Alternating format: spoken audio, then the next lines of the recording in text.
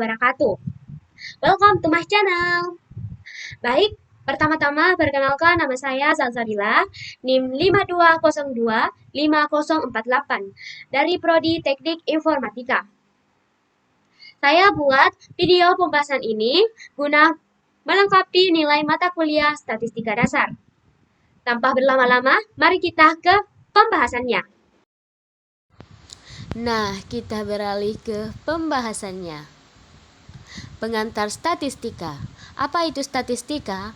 Statistika adalah ilmu yang mempelajari cara mengumpulkan, menyajikan, menganalisis, dan menginterpretasikan data, sehingga dapat digunakan untuk membuat keputusan yang lebih baik.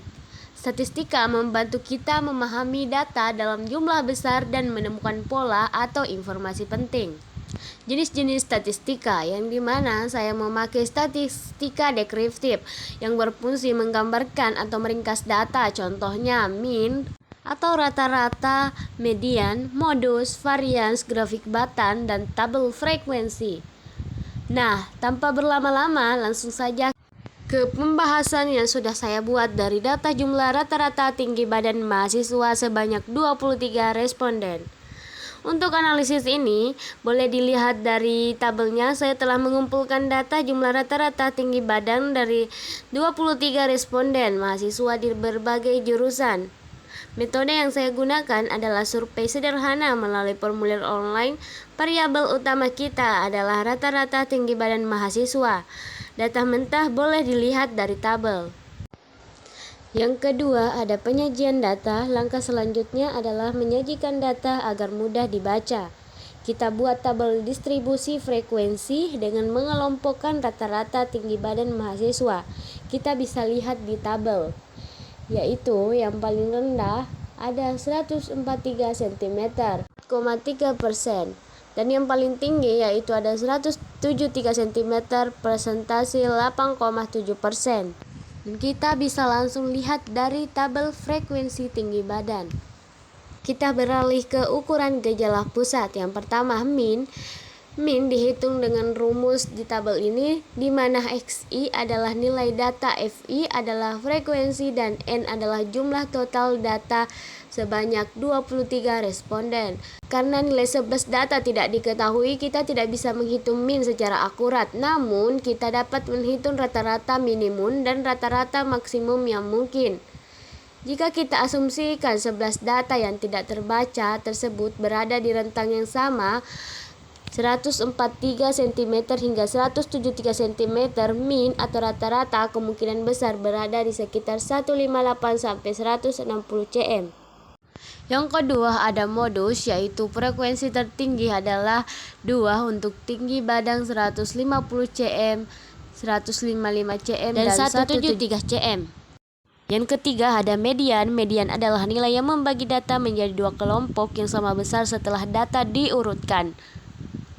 Karena median berada di posisi ke-12 dan 12 data pertama yang kita ketahui atau terurut adalah 143 hingga 173. Kita beralih ke ukuran penyebaran data. Yang pertama ada range. Range atau jangkauan. Range adalah selisih antara nilai tertinggi dan nilai terendah, yang dimana tinggi badan tertinggi yaitu 173 cm, yang terendah itu 143 cm. Dan jadinya range sama dengan 173 cm sampai 143 cm sama dengan 30 cm. Yang kedua ada varians, yaitu rata-rata dari kuadrat selisih setiap data dengan mean. Varian data kita adalah 51,54 cm kuadrat. Yang ketiga ada simpangan baku. Ini adalah ukuran penyebaran yang paling mudah dipahami. Simpangan baku 7,18 cm berarti secara rata-rata tinggi badan setiap orang menyimpang atau berbeda sekitar 7,18 cm dari tinggi rata-rata kelompok atau 155,22 cm. Nah, kita beralih ke distribusi probabilitas.